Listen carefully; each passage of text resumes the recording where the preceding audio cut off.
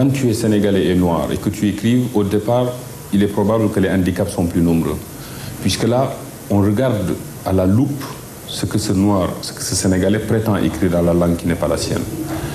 Mais pareillement aussi, une fois qu'on a fait ses preuves, on a tendance à avoir l'indulgence des gens. Lorsque je suis arrivé à Marseille ce 25 avril 70, donc ça fait plutôt 39 ans... Il faisait beau, il faisait pas beau? Il y avait un Mistral que je ne pouvais pas imaginer, je ne pensais pas que le vent pouvait souffler à ce point, et puis il faisait un froid aussi qui me glaçait.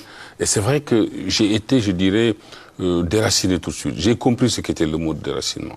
Vraiment. Est-ce que vous avez subi à l'époque des paroles, voire des actes discriminatoires, voire racistes? Pas à vrai dire, mais en fait, on vivait avec ça. On vivait avec tout de suite la différence qu'on vous faisait sentir. Et, mais ce qui m'avait le plus frappé à l'époque, moi, si vous voulez, c'était de voir une société nouvelle. Une société où le blanc pouvait aussi être chauffeur de bus, où il pouvait être éboueur, où il pouvait être effectivement celui qui vend au marché. Alors que j'avais toujours vu le blanc, je dirais, en avant. En Afrique, il était toujours ou cravaté, où il était le patron, où il était... Et là, je voyais que le blanc pouvait aussi faire, je dirais, des métiers subalternes. C'était assez frappant. Depuis que 35 ans vous êtes à Marseille, qu'est-ce qui vous reste d'africain? Tout. Tout me reste africain. D'abord, il y a ma peau, je suis noir, ça se voit. Je suis très régulièrement au pays.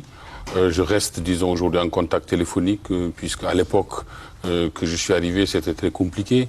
Ma famille, je n'avais de ces nouvelles qu'une fois tous les 15 jours ou toutes les 3 semaines, puisque c'était plutôt le mode de la correspondance. Il n'y avait pas de portable, il n'y avait pas de portable, il n'y avait pas non plus d'SMS.